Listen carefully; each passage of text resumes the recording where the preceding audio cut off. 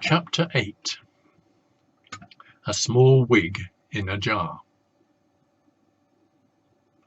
Ben hid in the bushes outside Granny's bungalow. Whilst Mum and Dad were downstairs in the living room watching Strictly Stars Dancing on the TV, Ben had scaled down the drain pipe outside his bedroom window and cycled the 5 miles to Granny's. This alone was a sign of how curious Ben had become about his Granny. He didn't like cycling. His parents were always encouraging him to get more exercise. They told him that being fit was absolutely necessary if you wanted to be a professional dancer. But since it didn't make much difference when you were lying under a sink, screwing in a new length of copper piping, Ben had never willingly taken any exercise. Until now. If Granny was really going out for the first time in 20 years, Ben had to know where. It might just hold the key to how she came to have a ton of diamonds in her biscuit tin. So he huffed and puffed along the canal towpath on his clunky old bike until he came to Grey Close. The only good thing was that, being November, instead of being drenched in sweat, Ben was only mildly moist.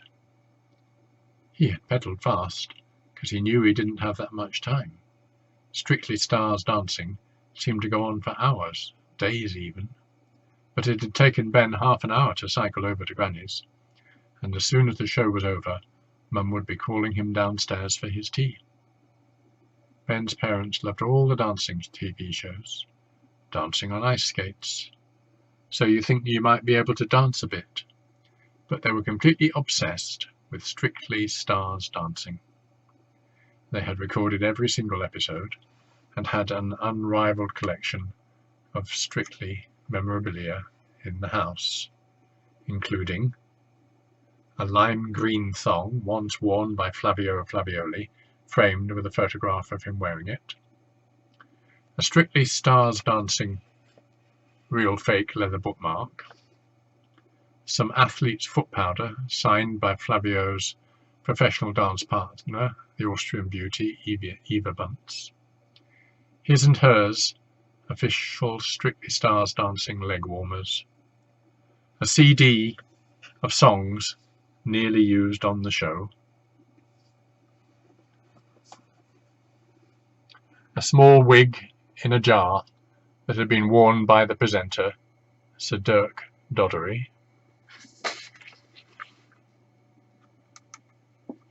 a life-size cardboard cutout of Flavio Flavioli that had some of Mum's lipstick smudged around the mouth, some earwax in a jar that belonged to a celebrity contestant, the politician Dame Rachel Prejudice MP, a pair of tan tights that smelled of Eva Bunce, a doodle on a napkin of a man's bottom drawn by the nasty judge, Craig Malteser Woodward, a set of official Strictly Stars Dancing egg cups, a half-full tube of Rax Jecks used by Flavio Flavioli, a Craig Malteser Woodward posable action figure, a Hawaiian hot pizza crust that had been left by Flavio, complete with a signed letter of authenticity from Eva Bunce. It was a Saturday, so after the show had finished, the family were going to have cheesy beans and sausage. Neither Mum nor Dad could cook, but of all the ready-made meals Ben's mum took out of the freezer, pricked with a fork, and placed in the microwave for 3 minutes, this was his favourite. Ben was hungry and didn't want to miss it, which meant he needed to get back from Granny's house quickly. If it had been a Monday night, say, and they were having chicken tikka lasagna, or a Wednesday and doner kebab pizza, or a Sunday and Yorkshire pudding chow mein was on the menu, Ben wouldn't have been so bothered. Night was falling. As it was late November, it was rapidly growing colder and darker, and Ben was shivering in the bushes as he spied on his Granny. Where can she be going, thought Ben. She hardly ever goes out. The supermarket chain, where Ben's dad worked, liked to bring the cuisine of two countries together in one easily microwavable pack. By combining dishes from different countries, perhaps they would be able to bring peace to a deeply divided world, or maybe not.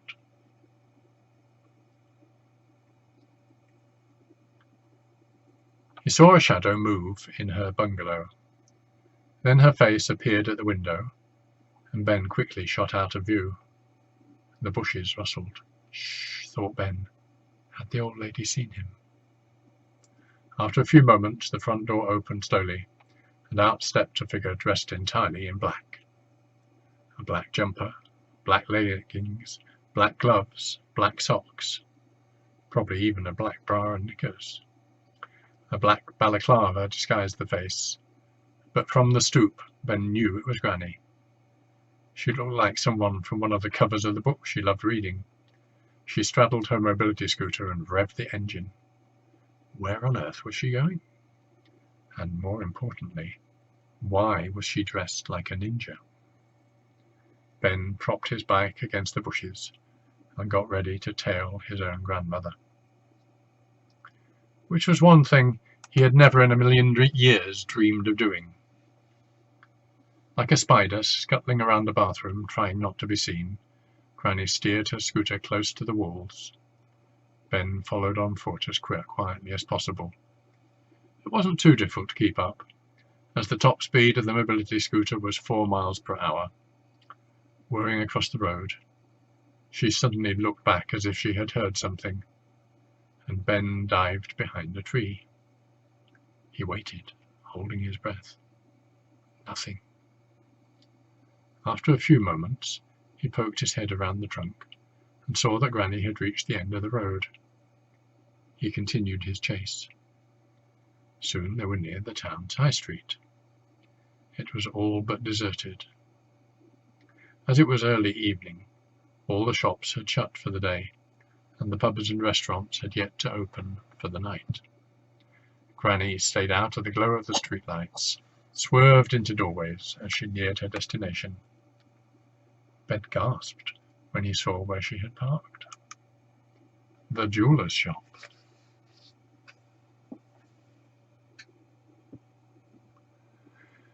Necklaces and rings and watches sparkled in the window. Ben couldn't believe his eyes as Granny took out a tin of cabbage soup from the scooter's basket. She glanced around theatrically and then pulled back her arm in readiness to smash the tin through the jeweller's shop window. "No!" shouted Ben. Granny dropped the tin.